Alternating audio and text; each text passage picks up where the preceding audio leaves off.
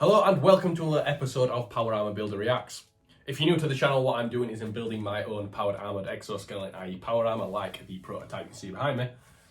I'm doing this series as a little bit of fun to go over features of power armour in sci-fi settings that I think are particularly good or particularly bad. And in this episode, we're going to go over the Xenos power armour of the Tau Empire from the 40k universe, i.e. stealth suits, to start off with. Now, I think these suits are pretty well thought out and something you could make in real life and be effective in. So first off, you come to the most obvious thing you can see, and that is the torso and head section. That is all this one large bulbous piece with a dome optical relay in the centre. This allows for a massive amount of armour protection while having basically no gaps around the neck, because there's no neck, while having a massive amount of room for optics on the inside. From the design, manufacturing and upgrade point of view, that's great to be able to just swap out different types of optics and sensors as you see fit. Again, you can have a massive amount of armour. And this massive torso and chest plate also goes around to the back and holds a power pack that also has jump pack features. So the size of the backpack at the back, as we'll see in a clip soon, does actually balance out the whole thing. So you wouldn't need much stability control to stop yourself from falling over. That again also gives you loads of room inside for electronics, so you can pair whatever weapon system you have up on the arms to the optic in that chest plate, which then means you don't need gun sights or anything like that, which would also allow the operator to be more effective in the suit with less training. And then you move on to the shoulders, to the pauldrons. They're just nice slanted piece of pauldrons. They nicely cover the shot trap areas on the sides, while always being angled, so you'd always have a degree of shot reflection upwards. And realistically, in a suit that's this bulky, it's not like you're going to be trying to climb things, so it doesn't matter that you don't really have any of that movement as you put your arms up, or as you put your arms around the front either. When it comes from the actuator point of view, there doesn't appear to be much actuators there, but in a sci-fi setting with the tower, you can obviously just assume some technological plot armour there. But if you're going to make one of these suits in real life, they are big enough and bulky enough with the power supply necessary to have decent sized actuators on them, so it wouldn't be too much of a problem. Something I do find interesting with it as well is it looks to have a degree of undersuit to it, so the wearer wears an armoured undersuit and then you have the hard plates go over the top, which I think is interesting because it's obviously such a big suit. Typically in sci-fi settings, it's all just made out of plate armour. Now, while you could argue it's a bit less protected in things like the legs because of that, it would save you a degree of weight, and as long as you have tactics bearing that in mind, then I do think it works regardless. It's obviously made to carry heavy weapons, although one thing I do think with it is because that torso section is narrow, even if it is long, that does still allow you to get through pretty narrow gaps. It's like you can kind of choose, do you have it narrow and long so you can fit through gaps that are narrow and facing forward, or do you perhaps have it wider but shallower in the width of the suit, you know, in the depth of it. And that way you can get through any tight gaps, at least at an angle, if not sideways. You kind of have that choice to weigh up. I do think it's pretty cool design, to be honest. So we're going to go on to a clip from the Warhammer Plus show, the Exodite. Fantastically animated, because there's a few shots in this that do show features pretty well. So this is the suit up scene as she gets in it and then runs through all the systems.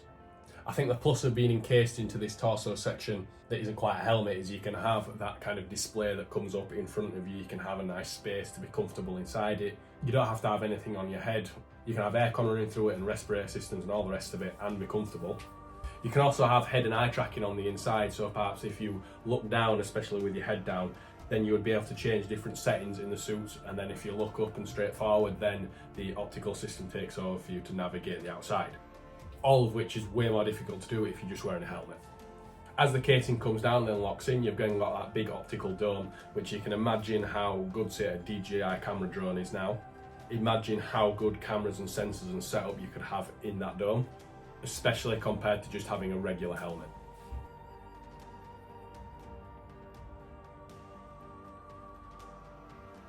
And in this part, you can then see the narrowness of that backpack and how compared to the other warriors, the power armor suit isn't actually that wide.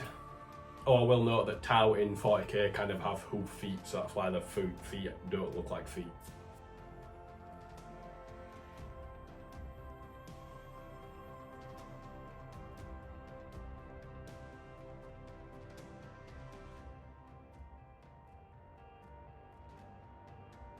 Now this is one of the reasons that I want to show this clip, because I've never even thought about it.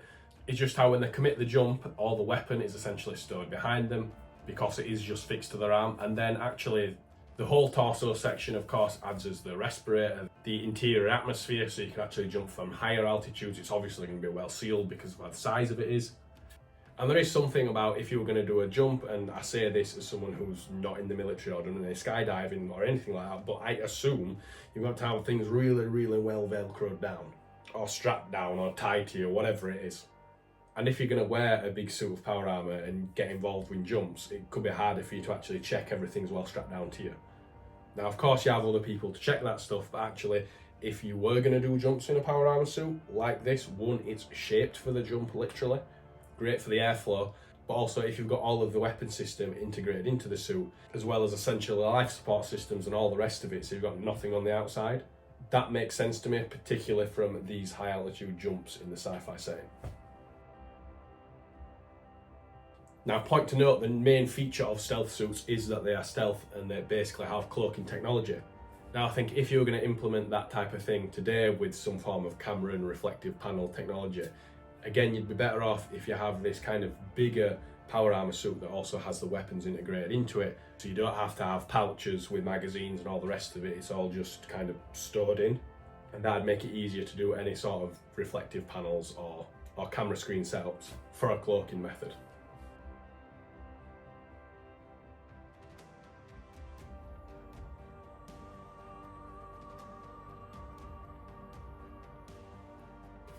And I'll just pause it on this surprised look of the towel.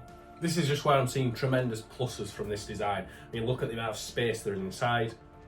You've got no issues of screen glare. You've got no issues of something being uncomfortable on your head like a helmet. No issues of powering a helmet because that is the suit itself. No issues of like optics or lenses fogging up or anything like that, because it's all climate controlled and everything inside. And just the freedom of what you could do with the optics, where you could have, say, a screen come up with thermal imaging on one side and then night vision on the other, and then normal in the middle, or you could combine them all together. And if all that sounds like too much in-depth technology, and remember we've got metaverse goggles now that track your eyesight and do all that and do all of that anywhere. So if you're in this thing, you'd basically just have a bigger version of metaverse's goggles on the inside of the cockpit. And while of course it is too cumbersome to do regular room clearing and things like that, if the setting is correct, then the pluses are quite considerable, in my opinion at least. So that is overall why I really like this design. While of course it does have negatives, being that bit more bulky on actual use, it does solve a lot of kind of difficult design problems, particularly with the helmet. What do you do with the weight? Do you have it supported? What optics do you put in it? Do you put lenses in it? All these different things, which are more of compromises and decisions that you've got to make, as well as the protection around the neck, all of these things which I've also mentioned in previous videos. This suit does solve by having this massive all-encompassing torso.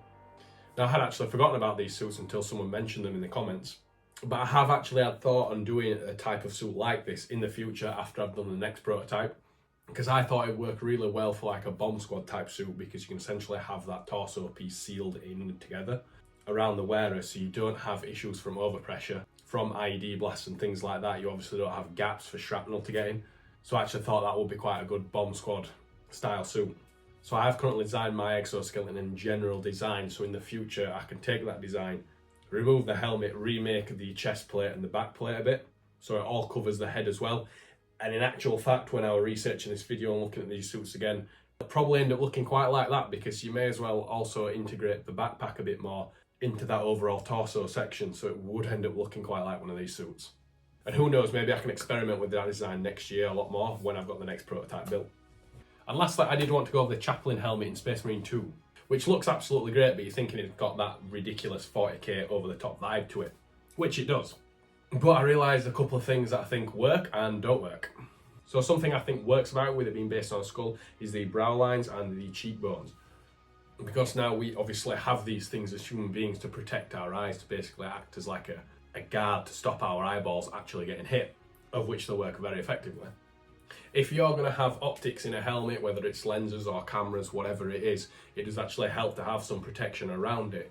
Because if you're wearing that helmet, naturally you're not going to understand how deep the helmet is while it's on your head. So there's more opportunity for you to hit things and actually damage that lens or camera. So actually having those cheekbones there and the brow line there does actually provide protection for it. Which is actually why one of my current designs, for a helmet, has these kind of brow lines or surrounds around where the cameras will go for the eyes. It's actually to reduce the chance of the cameras actually getting hit and scratched and damaged. And I did actually have a drone with a camera that had a little surround on it, and it was surprising how much that got damaged instead of the camera. I didn't actually think it was going to work, but it did. The second thing is the mohawk on the top. So unlike the regular Primaris helmets, it doesn't quite have the roof scoop at the top, which is of course just a shot trap for shots to go in through the scoop and then down into the helmeting. But this has that nice angled point at the front of it. The reason why I like the idea of this design is just for a path for airways, to be honest, as well as any potential electronic wires and fitments and whatever else that need to run through the helmet. Having this mohawk down the middle does actually allow for a cooling path as well as like an auxiliary accessory path for things to go down.